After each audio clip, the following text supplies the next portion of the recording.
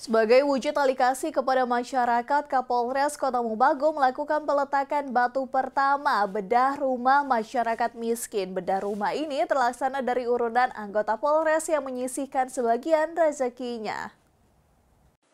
Adanya masyarakat di wilayah hukumnya yang tergolong miskin ekstrim mendorong Polres Kota Mobagu berinisiatif membedah rumah keluarga muda Pasambuna yang kondisinya sangat memprihatinkan. Menurut Kapolres, bedah rumah warga ini adalah hasil urunan seluruh anggota Polres yang menyisihkan sebagian rezekinya untuk membantu masyarakat sebagai wujud alikasi dalam program Motabi. Kurang lebih 4 bulan yang lalu, diawali pada saat saya berkunjung ke Sanga di Desa Moyang yang menyampaikan ada salah satu warganya berada di garis bawah kemiskinan.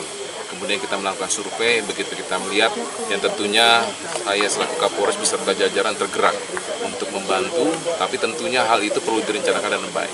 Akhirnya saya sampaikan kepada jajaran dan saya punya program namanya Gerakan Motabi. Gerakan Motabi itu adalah gerakan kasih sayang.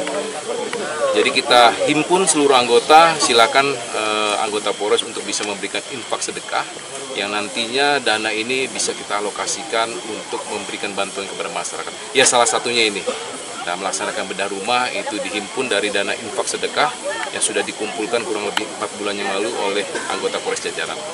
Sementara Rusmin Muda tak henti bersyukur dan berterima kasih pada pihak Polres Kota Mobagu karena rumahnya yang beratap rumbia dan berlantaikan tanah akan diperbaiki. Jadi kita terima kasih sama bapak-bapak karena ada terima dan ini bantuan sama istri dengan saya.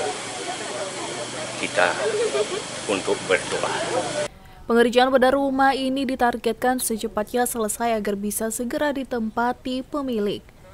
Tim Liputan Kawanua TV melaporkan.